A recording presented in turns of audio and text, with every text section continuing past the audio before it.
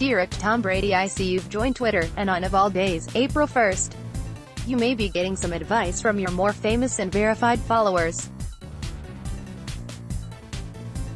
Well, I'm not verified. Verify me, you cowards, but I do follow you on Twitter, and so I want to offer my advice on how you can be successful.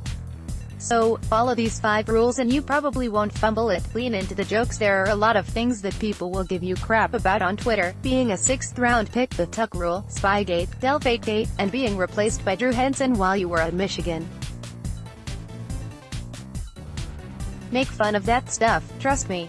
It works. And I see you're doing it now, so that's a good start. Your opinions are your own, keep it that way. Everybody has an opinion, and oftentimes, we as a society take our opinions to the worst place on earth, the internet. You may have a good opinion, like you pour the cereal first and then the milk comes second. Then you may have a bad opinion or so, something like putting a certain hat in your locker on display for everybody to see. You know the one I'm talking about. So my best advice is that if you have an opinion, don't let it out. You save yourself some time and a whole lot of trouble.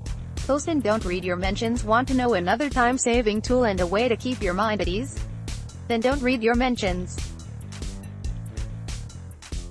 It's that tab when you can see who's following you and decided to include you in a tweet or replying to a tweet. Most of the time it can be good, but in your case, you're a high-profile celeb on the NFL's most polarizing team. You are better off posting and not engaging with trolls. They have settings to where you can only interact with the people you follow.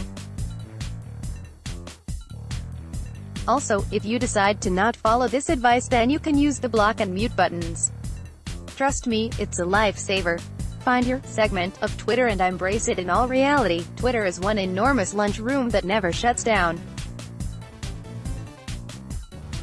We all have our own table or tables that we stick to, and don't venture towards others if you don't know how to approach them. For example, I successfully get to parts of sports, wrestling, music, movies and TV. Twitter. I'm sure you've got plenty of interests and you'll find something you like on Twitter and you won't have to feel ashamed of it.